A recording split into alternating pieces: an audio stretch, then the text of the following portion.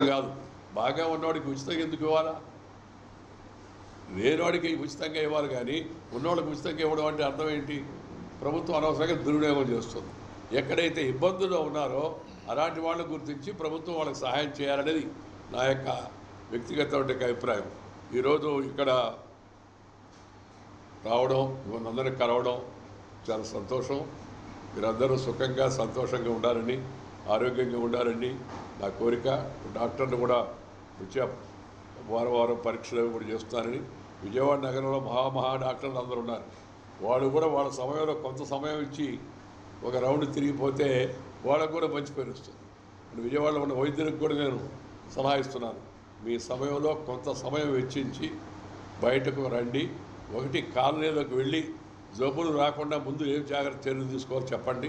2 ఇలాంటి పెద్దల ఆశ్రమానికి వచ్చి పెద్దల యొక్క ఆరోగ్యాన్ని పరీక్షించి తగిన సలహాలు ఇవ్వమని విజయవాడలో ఉన్న ప్రముఖ వైద్యులందరికీ కూడా నేను చెబుతున్నాను. పెద్దలు మన భారతదేశంలో, మన హిందూ ధర్మంలో, మన భారతీయ సంస్కృతిలో ఒక మాట ఉంది. ఆ మాట చెప్పి ముగిస్తాను నేను. షేర్ అండ్ కేర్ అని. అంటే నువ్వు ఇతరులతో పంచుకో, ఇతరులను జాగ్రత్తగా చూసుకో, అది నీ బాధ్యత అని. ప్రతి ఒక్కరూ అలా ఆలోచిస్తే సమాజం సుఖంగా, సౌఖ్యంగా, శాంతియుతంగా ఉంటుంది. ఆ భావాన్ని ప్రతి ఒక్కరూ మనసులో పెట్టుకోవాలి. షేర్ అండ్ కేర్ అనే భావాన్ని మనసులో పెట్టుకొని ముందుకు వెళ్ళాలని చెప్పి నేను కోరుతూ గత ఉపన్యాసం ఇవ్వడానికి రావడం, నేను మిమ్మల్ని చూడడానికి